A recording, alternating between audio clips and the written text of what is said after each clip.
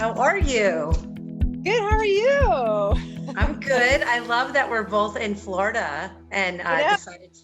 decided to do this. This is kind of fun. It is kind of fun. We had I to leave Jersey. I can't get over. I know, dirty Jersey, right? I can't get over the moon in the background for you. Isn't it cool? I think this is the last full moon of the winter, right? We're done. Is it? Peace. Is it really? Yes. I'm like, what month is it? I'm Speaking of getting which, there. I didn't even know that this month. I need to get with the times on this. I did not know that March was colon cancer awareness month. I didn't know that. Yes. Yeah. The only reason why I know that is when and this is why we're here, when my boyfriend was dying of colon cancer, he would do a lot of 5Ks to raise money for colon cancer. And then eventually he was too sick to do those things. But March is always kind of near and dear to my heart. I didn't know that. I mean, I probably should know that. That's why I feel bad even admitting I didn't know that. Wow, that's really cool. So he did 5Ks and stuff. That's awesome. Yeah, he did.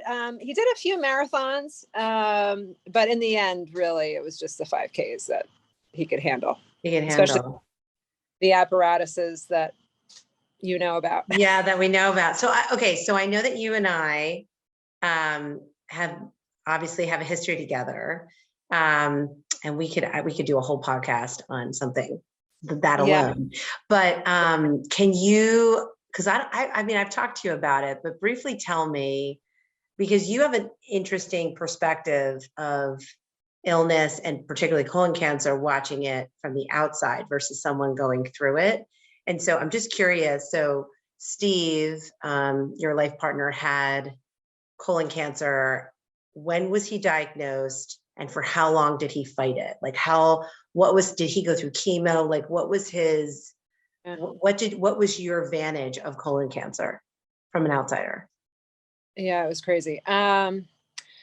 Well, so let me just backtrack a little bit. We were together for a long time, 15 years. And about 3 years into the relationship, we had routines, and we would go to Saratoga to the races, and you share a hotel room with somebody, and you get used to their bathroom habits. It's different from a home. And he had used the bathroom and came out to use the sink. And then I went in to use the bathroom, and the toilet bowl was fruit punch. Wow. And he didn't even like give you, because for someone who has Crohn's disease, okay, like, I remember dating and being in a flare, and like, whether it be college or a similar situation, staying with friends, particularly a dating situation, by the way.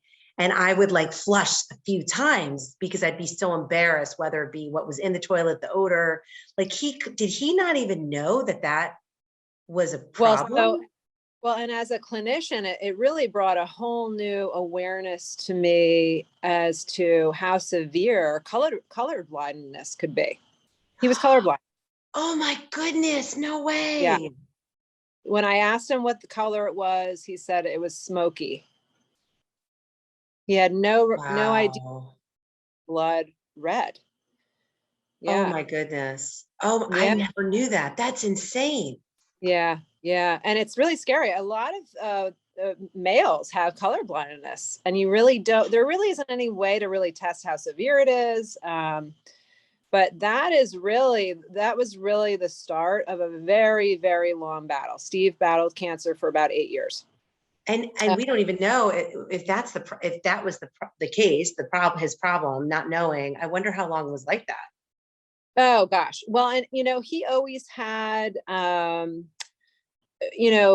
issues, which are common in the pre stages of colon cancer, bowel changes, appetite changes, pain, right? Pain, distension. He felt something down there, he would say, and he's like, oh, it's probably just a hemorrhoid. Well, probably, hindsight is always 20/20. We obviously went in, and he had a colonoscopy. He had stage 4 colon, 2 tumors, colon and rectal. He went through chemo, radiation.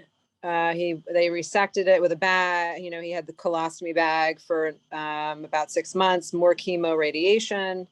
another surgery to reverse it. He was in remission for a period of time.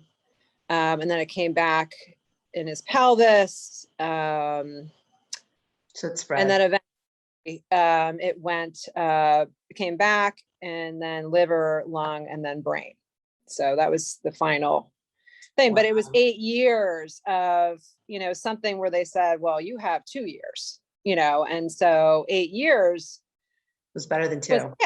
Was a gift, and people, when somebody is diagnosed with such a thing and you're caring for them, and as a clinician, but also as a caregiver, it was like Jekyll and Hyde sometimes. I can't imagine. I can't imagine, because your emotions are getting involved. But as a clinician, I would think, as someone who deals with the clinicians on the other side, I don't know how you get involved emotionally, but you kind of have to keep a boundary. And how do you do that when you're so emotionally invested? Yeah, and it was definitely a challenge. But I tell people all the time, the thing that really kept us going was the love that we had for each other. And that radiates through, any close relationships, that's what ties everyone together, that love. And that's what, he told me in the end, that's what kept him going, knowing that he had me as his rock, and, in good times, because there were good times and there were really bad times, well, that's like the ultimate test of unconditional love. There's a reason why when you get married in the vows, it specifically states in traditional vows, in sickness and in health, because it's very easy to enjoy the ups of the relationship, and it's only through the most trying times, which I think, in my opinion, I've been married now 18 years. Most of that time period has been a lot of health issues.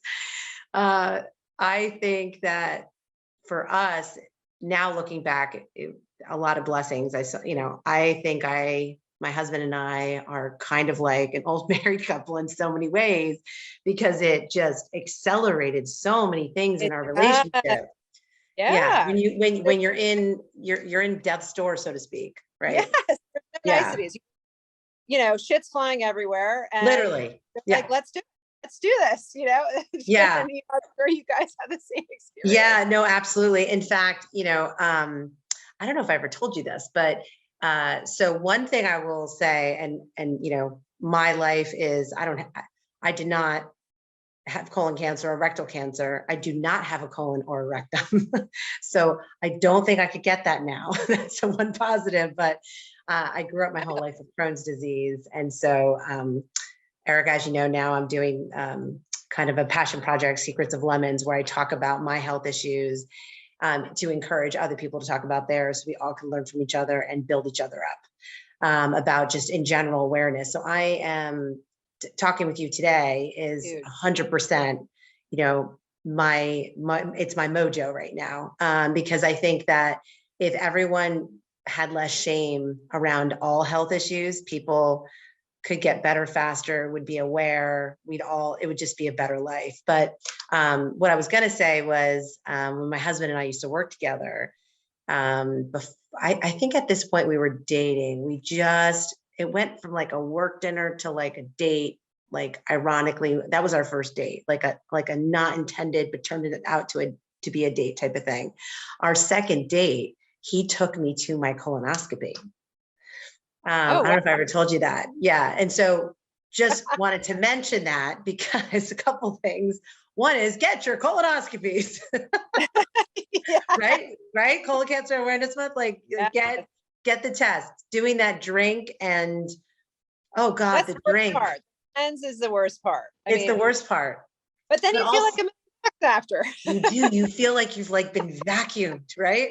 I joke to people that it was like the most less bloated I've ever, I wasn't bloated at all the next day, But anyway, I had said to him, I have to go for a test. And I lived in Florida at the time. I was somewhat new, didn't have family really close by. And he's like, I'll take you.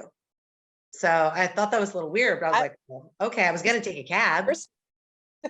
I know, right? And And so he took me, and then what commonly happens when you have Crohn's, colonoscopies sometimes turn out to be a little not so good. So mine, I didn't think I was in a major flare, but mine ended up being incredibly painful, and they had to knock me out very fast. So he actually heard me down the hall screaming in pain because of my particular situation. Oh my God. I had ulcers inside, and we didn't know that I was that sick. And so anyway, long story short, it was fine. Everything was fine afterwards, but because they had to give me so much medicine fast, I had a really hard time. I have a really bad reaction to anesthesia. And so I woke up, just couldn't stop throwing up. And here he's in the room.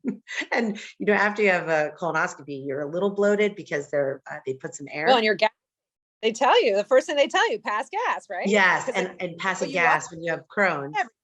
Right. Yes. When you have Crohn's, passing gas is not necessarily like a for sure, like gonna happen.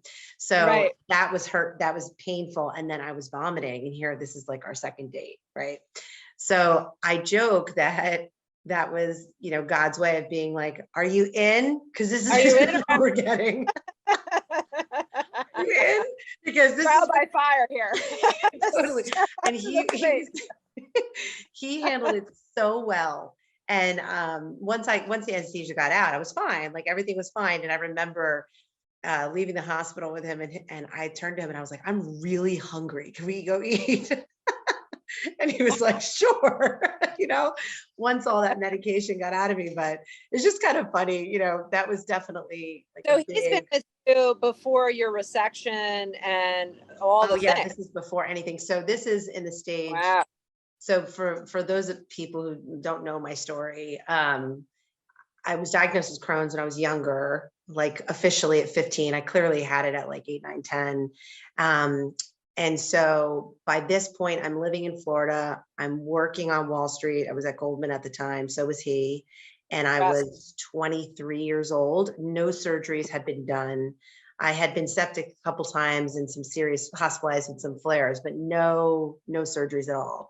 And that did not happen. So pretty much after that, a year later, we were engaged. Like, not even a year, like 10 months later, we were engaged. And another 10 months later, we got married. And then I want to say a year later, I got pregnant, which they told me I never could be pregnant. And then when my daughter was a year, it was when I had a flare. That one flare was the one that started the surgeries for me. So, after I met him, that was probably 4 years later. I think I was 28, 29. And that first surgery was the removal of my entire large intestine, which is your colon, and the removal of my appendix, which many times if people have, which I think happens with colon cancer, and you would know this from a clinician standpoint, but that pain, your appendix kind of dangles off the large intestine, right? So it's very common that the pain that you get. Right. Yeah. So, and so I think that a lot of people don't understand that it's not just, bloody diarrhea, or I also know that sometimes, just because of the Crohn's stuff, people know that that's a colon cancer sign too, is when you have the feeling that you go to the bathroom and you haven't gotten it all out, so to speak. Right. Emptied. Right. I heard that was like another kind of Huge. sign. But I think in general, the way I used to tell people is that your insides, when you go to the bathroom, just like your mouth, actually, your tongue, it's indicative of what's going the outside, what you see, like when something goes in the toilet or you open your mouth, your tongue, that's indicative of what's inside you. And so if you have a white tongue or sores in your mouth, and there's something happening on the inside, just like if you go to the bathroom and it doesn't look like, what does Dr. Oz say? The happy S or whatever poop that flies out. Something might be wrong. And so I think a lot of people, this correlates with Crohn's disease a lot, and colitis and all those, because people don't want to talk about something like bathroom habits. Gosh, it's so preventable if you do. I mean, nurses we don't have a problem talking about that kind of stuff, because that's all. Yeah. So do poop and pee. Okay, let's move on. Sorry, I said that on Zoom. No, it's fine. That's the first thing. I mean, that's part of what we have to chart on. So. Well, I think that people, so we joke, and I kind of do this with my family, and they get annoyed at me, my kids. Why do you always ask about how my bathroom was? Because I grew up, my parents who were divorced, and when I was in two different households, they used to look at me when I would come out of the bathroom. Is everything okay? And like my dad was like the Irish humorous one, and he used to be like, "We good? We not good? How'd it come out?" Kind of make jokes of it. But the reality was, it was easier to talk about when it was a joke. Well, and not to be insensitive. I mean, I think you and I have come to a place where we're at peace with where we are in life. And so we can joke Just say about it. things, Yeah. smile, and just have fun with the conversation because we've been through it. You're going through, you're living it, and I'm living it through clients that I have. And it's the more we can talk about it and be open about it, the more lives are saved. That's just all it 100%. is. Yeah. Well, and I What think is. too, like, so obviously the prevention, the diagnostic tools, yourself being the biggest, right? Advocate for yourself. Even if like, you may go to the doctor, it might not be colon cancer, it could be an ulcer, it could be Crohn's, could be colitis, could be diverticulitis, so many things that you don't have to suffer. You need to go get it addressed. And I think a lot of people are afraid of doctors. Actually, I'm working right now on a document that I'm going to be doing, like a couple pages on how to select the right doctor and how to have a good relationship with your doctor. So that's Love kind of it. some of the stuff I'm working on with Secrets of Lemons, because people have asked me so many questions. You're so close with your doctors, and certain ones I am, but I have a great respect for them. But I think that it's mutual, and that just like a marriage, just like a friendship, you have to work at that. And so I think if you have a good relationship with your doctor, there should be no reason why you shouldn't ask him these questions. The one thing that I do want to point out though, and Steve had 18 surgeries by the time from start to finish of this whole thing. And we went through many different, especially in the end, we went with many different opinions. And I have to say, if you are not vibing with a physician that is caring for you, it's time to find a new one. Cut the cord. Yep.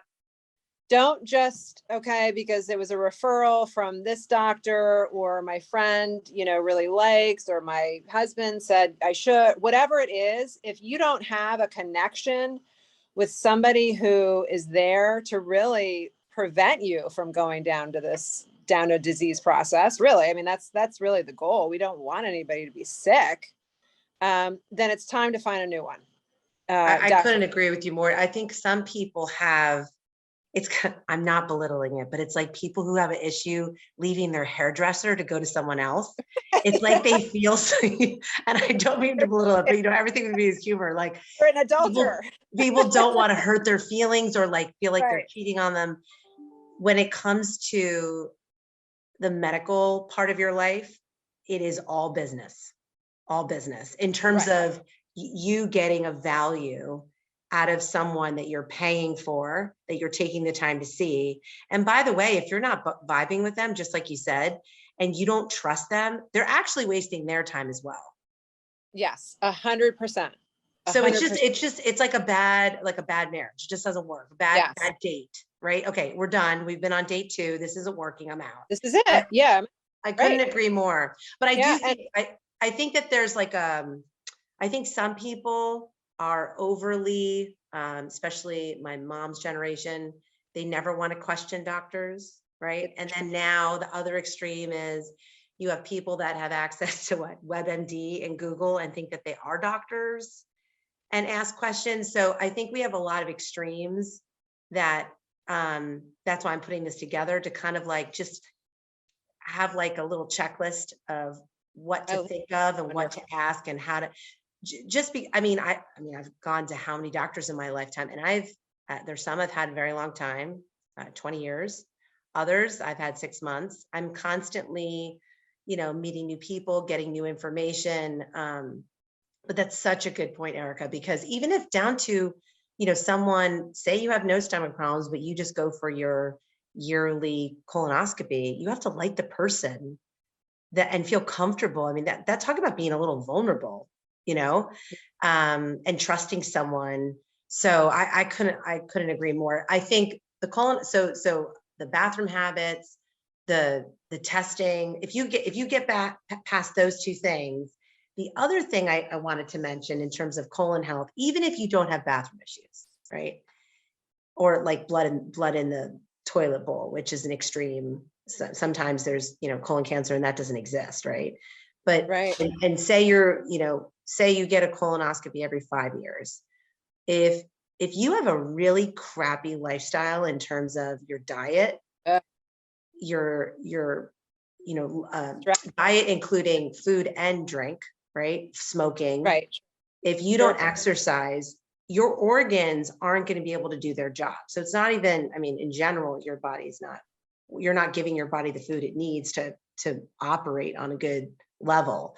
But I don't think people really understand how important, particularly diet is with colon health. Huge. Just like putting gas in a car. I mean, Totally. Yeah. Yeah. I view food because I'm a visual person. And I remember trying to understand as a kid what Crohn's was and why it was in so much pain. And actually, in one of my colonoscopies when I was younger, when they diagnosed me, she only had me under twilight and she made me, it was a female doctor. She was amazing. And it was in early stages, like Crohn's wasn't even understood. Basically, when I got Crohn's, it was mainly found in Jewish older men when I was diagnosed. So interesting. I didn't fit that bill. This is No, like 35 years ago. why that was It's interesting. so bizarre. So anyway, so she was in New York City. Talk about a good doctor. Family friends got me into this, and this is the person that finally diagnosed me. Anyway, she kind of got me out of twilight because she wanted me to understand what it was. And I looked up on the TV, and she showed me the irritation. She showed me the pocket. She showed me. So it was very intuitive as a doctor. At my age, she must have wanted me Huge. to visually understand what was going on inside me. And so when I ate, for example, raw vegetables or something that was super fibrous, the way I envisioned it was like sandpaper going down into something that was already swollen. And Right. so, it helped me understand. But on the flip side, when you have a healthy colon, the way to keep it healthy is to eat those things, is to eat raw broccoli and raw like salads and fibrous Mm, foods, because it's scrubbing the wall of the intestine. right. And if you can't have that, that means the scrubbing, that what it's scrubbing is not okay. And so you have to get that checked. That's kind of how I explain it to my No, kids all the time. yeah, that's a great way to describe it. Yeah. Just, and sometimes people have obviously, various things in life that happen, stress, maybe they're intolerant or allergic to something.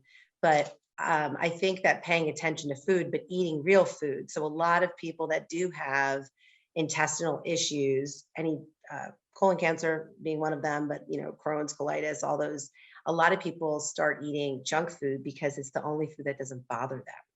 Right. Because it just has no fiber, it has nothing, it just goes in. Right. But there's no nutritional value. So at first you're like, well, I'm fine because it doesn't hurt, but your body's also not getting what you said, the fuel that it needs to repair itself to stay healthy. Right. Which is And where so the IVs come in. well, and that's how you and I, thank God I found you. I was flying to Florida getting IVs and driving 2-3 hours.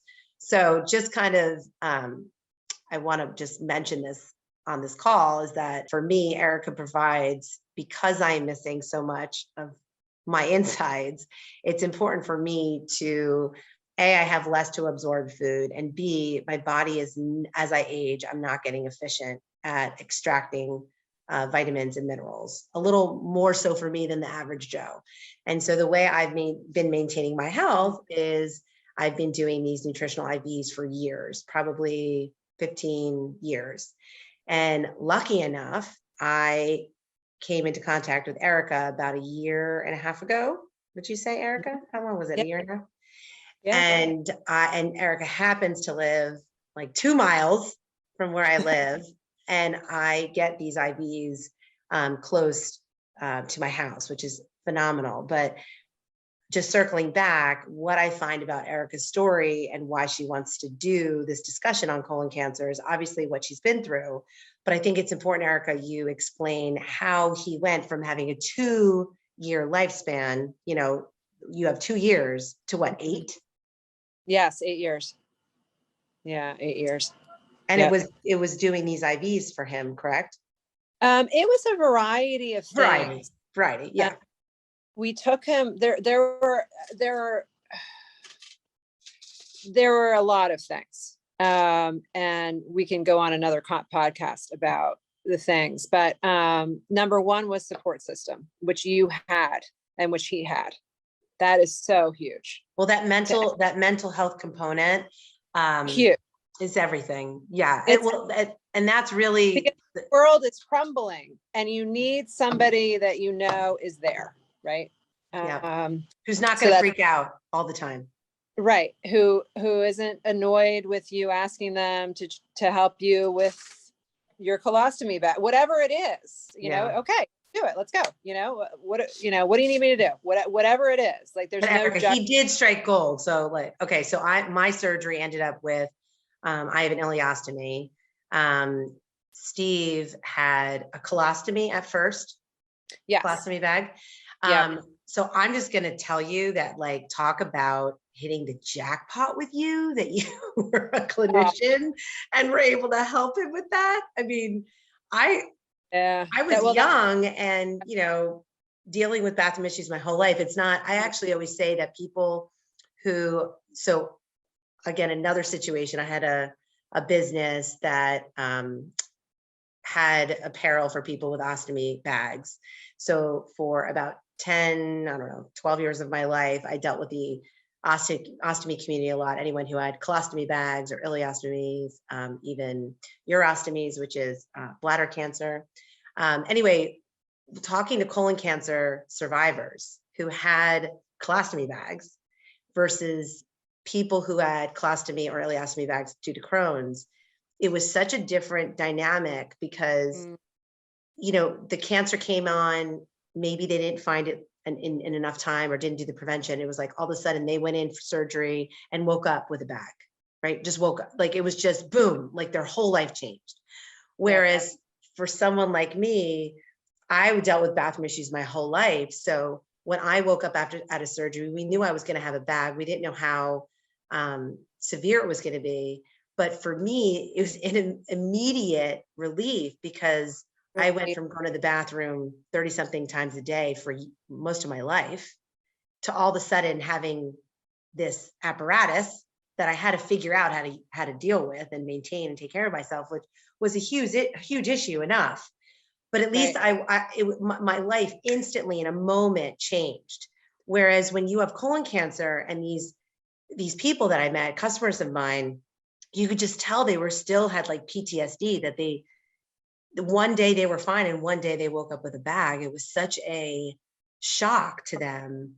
And, you know, it's a huge, and obviously not everybody that has colon cancer has an ostomy bag. I do not want to freak people out, but the fact that your Steve had that and had you as someone in the support system, I'm just going to say he got the golden nugget. That's all I'm going to say, because that's pretty awesome. But I agree with you 100%. The support system, I mean, I was in my 20s. So like, I felt like Steve, my husband and I, who's also Steve, we were green and like, you know, we didn't know how bad things were going to get. Well, and less, right? Totally. I mean, that I think saved us, but also I think there's some level of, you know, we worked together. He knew when I had to stay home or I was sick. I didn't hide my issue. A lot of people do because they don't want work to be aware of it. They don't want their friends to be aware of it. To me, doing that was a lot of work and I didn't have the extra energy to hide certain things. And I'm still that way. If you know me, and that's how you're, and I think that's the way, that's why you're so confident in what your platform is with Secrets of Lemons and how you've created your brands. Just to backtrack, Lisa and I kind of inadvertently met 10 years ago when I was looking for an undergarment for Steve to use underneath jeans. We were going out and, you know, the thing would leak or whatever. And so I was like, I need to find something to help him. And it turns out that I knew you before I knew you. That's so funny. Is that funny when you were hooking up my first IV and we were like, what did you do? And it just kind of came out. It was so funny. Yeah. It's so funny how life puts you in the right people, you know, people's path. That's what I'm saying. I think, like, as awful as a diagnosis is, as awful as medical challenges are, there are so many gifts that can come to us if we open ourselves to them and if we acknowledge them, right? If you just, I mean, 100%. I have met the most amazing people in my life, and 100%. they became even more amazing after all the horrible surgeries I've had. So if someone is listening to us right now and actually has this diagnosis, does have colon cancer, or is struggling, like, there is a light at the end of the tunnel. I can't tell you what kind of light it's going to be. But there will be a light. And I think, so that's the premise, is that mental health component of struggling with a mental health, the mental health issues when relating to a diagnosis, right? And I find personally, the health issues that you can't see have the greatest mental health impact. Oh, for sure. Right. And so this Well, is one of them. Let's say the ones that you don't, you know, you may have symptoms about or been having symptoms of, and because you're so afraid, you don't get assistance, and the mind keeps going, well, why did this happen? Well, you know, to find a clinician that you can really be a sounding block with is huge. Well, huge. So you have a support system in multiple, right? So we talked about, like, the medical side of a support system, having a good doctor, your family, if you are lucky enough to have family around you. And it's funny because people assume, whenever I used to speak, that when I'd say family, people assume parents. Because it was interesting, people my age and older didn't assume always that family meant their kids.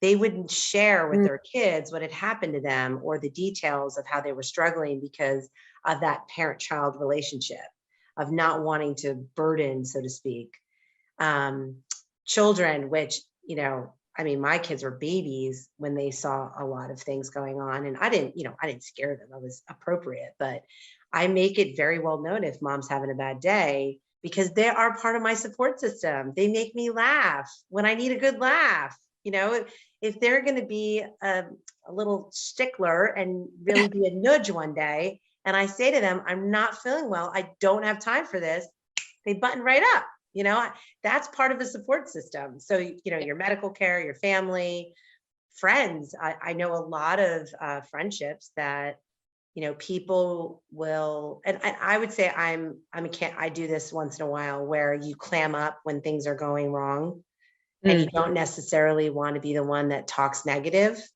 or you're just embarrassed or shameful of what's going on, and you don't want to burden people with what you have going on. And I think that people in general are good people.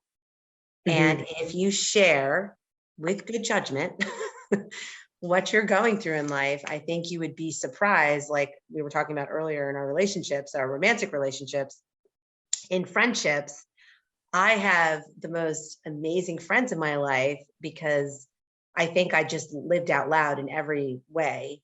And how people stepped up, Erica, still to this day, I could tell you stories from 20 years ago, like, but just stuff that they do. Right. But don't you find though that, I mean, I find that in my practice, the more raw and real that I am, the more raw and real people are in with me, because Absolutely. I'm not putting on a show. What you see is what you get. I'm going to tell you like it is. I mean, you know, and I think you saw that. And that's why you and I get along, because there's no bullshit. I mean, Yeah. So true. As you get older, you're like, whatever. But I have to say, one other thing that was really important, that's really important, I think, in any disease process is tapping into your own inner strength. And for Steve and I, it was meditation.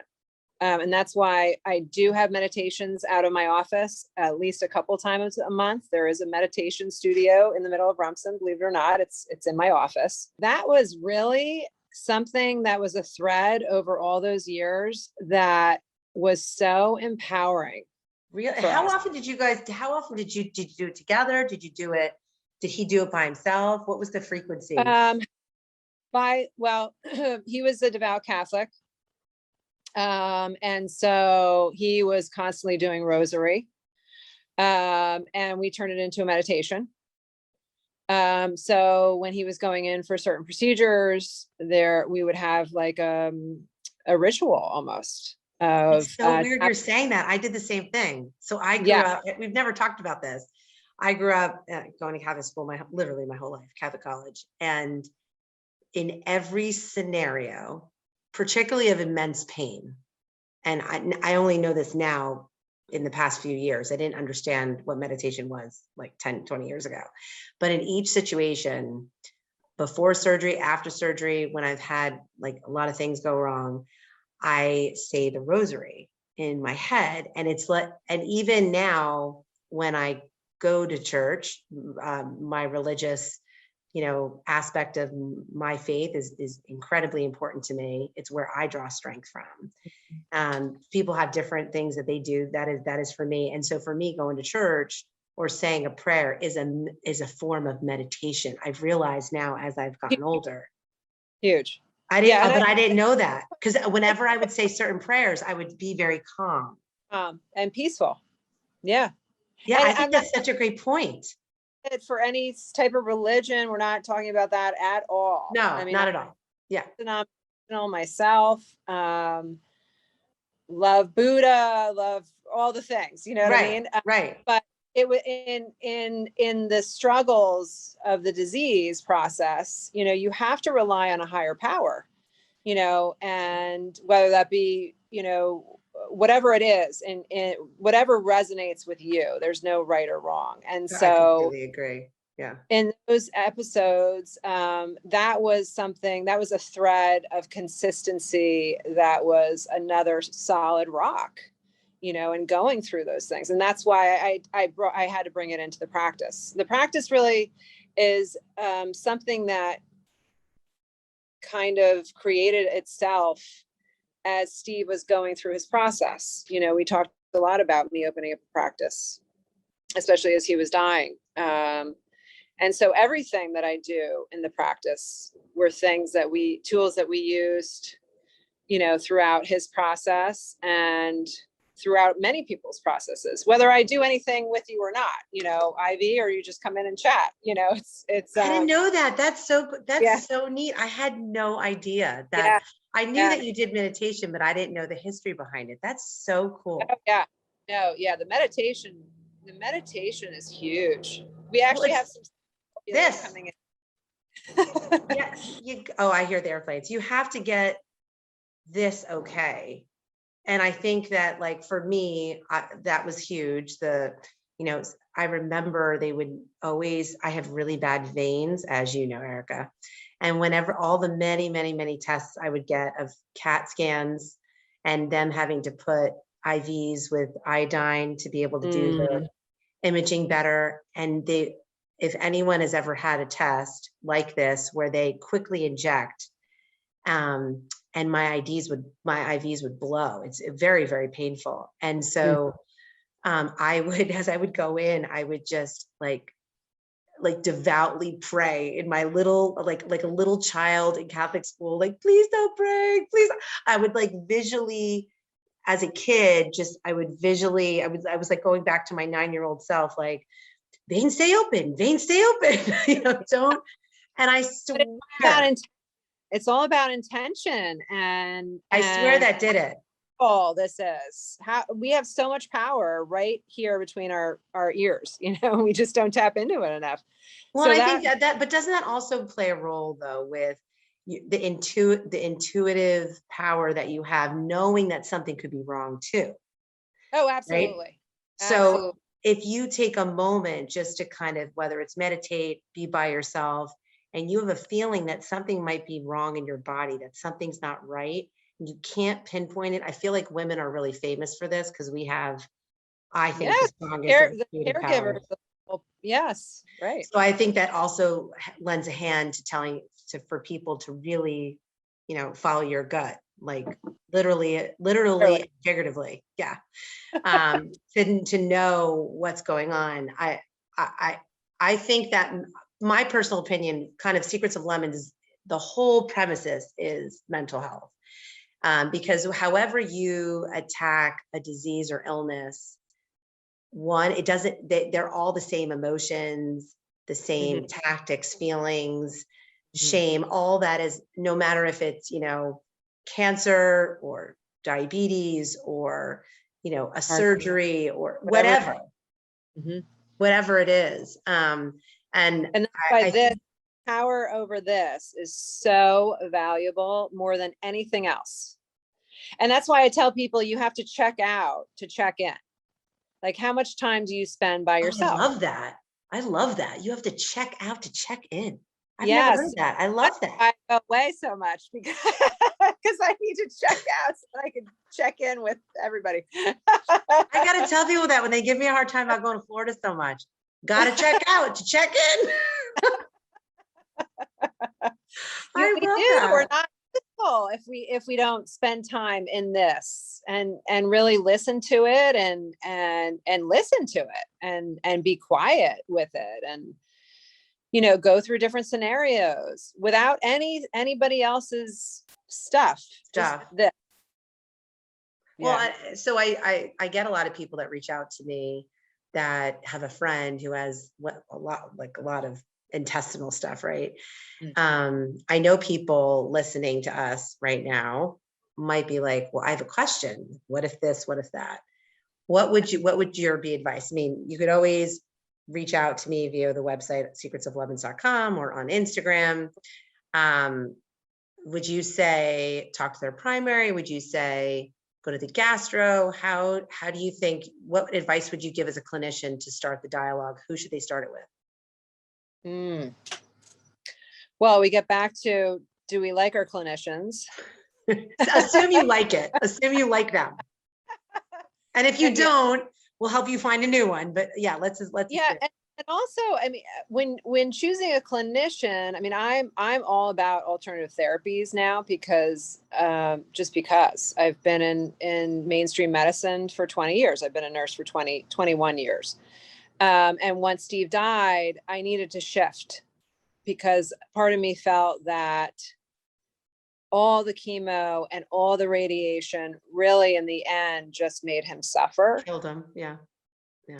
And so I have studied functional medicine. I've studied alternative therapy. So if you don't want the mainstream medicine, then you need to find a clinician that doesn't necessarily do that or isn't in that space, or is open to other things. I think you have a few that have that both, which is very important. That's actually the hardest to find. Yeah, that are non-judgmental, that are not gonna steer you in one direction or another, that are respectful of what you need to do for you. Yeah. Because that is what matters, not what they're doing. They're gonna go and see another patient, and it has to resonate with you.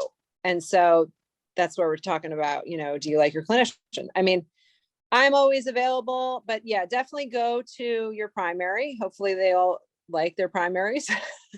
Let's hope. Or even like if, they're OBGYN, I think that there's a lot of women that may not have a primary, but maybe they have a good OBGYN. And I feel like they have to tap into that to say, hey, do you know of someone?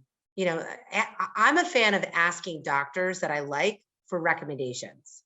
Yeah, absolutely. That's a great advice. For Like, sure. like-minded people hang out typically. Well, and those are the people that are following us as it is. So, yeah, I mean, anybody who's open to having conversations like this is your person. Yeah. it's valuable. All of it's valuable. So I don't know if that was helpful or not, but No, that was helpful. I think, because I was just curious, like, I think, obviously, I'm obviously huge fan of doing a lot of alternative stuff, but clearly in the end, for me, I needed a surgeon to take out the bad stuff because I was going to die. Right. So, right. I have a very different perspective than I think a lot of people. I think sometimes people do alternative because they're afraid of traditional, and it's not. I just have a respect. I have a very I have equal respect for both because they have a job. And so I think if you approach it that way, you're probably going to end up with the most success. Just approach it that way for your body and for talking to people, like in general. So, if you have colon cancer, or if you are having some issues and you get tested and you have colon cancer and you have a tumor, you have to get that out. And so I think that's when traditional medicine is really important. But if you are having some IBS symptoms, we know that IBS can lead to colon cancer in the long run. The change cells. Yes. Yeah. If you are not taking care of yourself with exercise and diet, and you're drinking too much alcohol and smoking and all these things, you could turn that around from a holistic standpoint and really reverse what's happening in your body if you take care of it. Absolutely. You don't have to go to a gastro and have to be put on all this medicine right away. You can manage it accordingly. And I think that's what you were talking about. I completely agree with that. I sometimes when I talk to, I'm not a doctor, but I advise people pretty much on a weekly basis about I help them through their medical journeys, how to make decisions. And I think that is a really important. You have to decide what you need, just like you said, what you're comfortable with. Educate yourself as much as possible. Even, you could go to a doctor that you really like, and maybe you don't like what they're saying. Just sit on it for a while. Like, just gather information as much as you can. Please. Go for other opinions. Please. Yeah, I'm a huge second opinion person. If it doesn't resonate with you and what you're feeling and thinking, then you need to find somebody else. That is you. I can't wait. We should talk about this next time, because as I'm putting this kind of document together, this is a hot button with a lot of people. I had no idea, because I always have friends coming up to me saying, well, you pick good doctors. And I really didn't understand what they meant. I'm not any different than other people, but I think it's the questions I ask, or what you're saying. Like, I don't settle. I don't have time. I have, 2 kids, a husband. I have things I want to get done. I have a lot to manage with my health. I respect all doctors, no matter what you practice, but I don't have time to just hear you talk about something that's not going to resonate with me or help me. So I move on. Like, I'm very much black and white. So I think this is a really big pivot for people to learn how to be better patients in terms of picking a doctor that's for them, because ultimately that leads to a healthier you, right? That leads to a diagnosis sooner than later. Well, and that's why the meditation is so important, because in order to know that, you need to know this. You need to know your heart and your spirit and your mind. Right? Yeah. So if you're not doing that inside work, then the other stuff's going to be a little difficult, because how do you know what this is and what this needs and what this wants if we're not tapping into this inner strength that we all have, right? That's actually a really good point. That's a good point. Yeah. I never thought of that. That's so interesting. It's huge. It's huge. Everybody is given individual light in their soul, and either you resonate with certain people or you don't. And it's okay if you don't. It's not. And it's okay. And not everybody has to be your friend. And it's good. There's no judgment. I mean, I tell people all the time, listen, what I'm saying to you may not resonate, but this is what it comes up for me, for you. And this is what I'm being called to tell you, But I think that's a great perspective in dealing with medical professionals, because so many people put doctors and clinicians on this platform, and We they're put our just like you and pants on me. the same way. Yeah. I mean, right? We all come into this world. Pants the same way. Yeah. I mean, you know, yeah. I do some stuff a little differently, but yeah, I think that's Well, yeah. that's so awesome. Well, this was so fun. I don't know, it's still recording, It but was. I actually think I always love talking to you, but I just think you have so much to get So out do there. you. I want us to try to do this as much as possible. Can we do that? What's that? I want us to do this as much as possible. Can we do this Oh, again absolutely. soon? Yeah, absolutely. Probably in New Jersey next time. Hopefully it'll be warmer. I know. I heard it was better weather or is coming I this think week. it's 70s this week or something. That's what I heard. This is where Yeah. it's bananas. You just need to have layers and take stuff off throughout the day because you don't know what's going to happen. Yeah. But this was so fun. I'm so happy you asked me to do this. Yes, it's awesome. So let's well, okay, so happy Colon Cancer Awareness Month. Get your screening, take care of yourself. Lots Tap of good into you. tap into you up here. Go with your gut. And in Here and here. Right? Get it aligned. Yes. And and let's definitely do this again. So reach out to Erica. Eric, what's the best way if they want to reach out to you, what's the best way they can do that? Just get on Instagram or the office number, which is on Instagram. If you don't have an Instagram. Tell them the Instagram. You could find me at healer.np or the office is shorepoint.healing. Okay. So there's for me, it's okay. And then for me, it's Secrets of Lemons on Instagram and Facebook, or people can directly message me through the website they could submit their email and stuff and ask any questions, because even if they want to get to you, if they can't find you, they could come to me and then I could put them in touch with you. And vice versa. You know, Definitely. whatever. Very cool. Awesome. All right. I will talk to you later. Okay. Bye.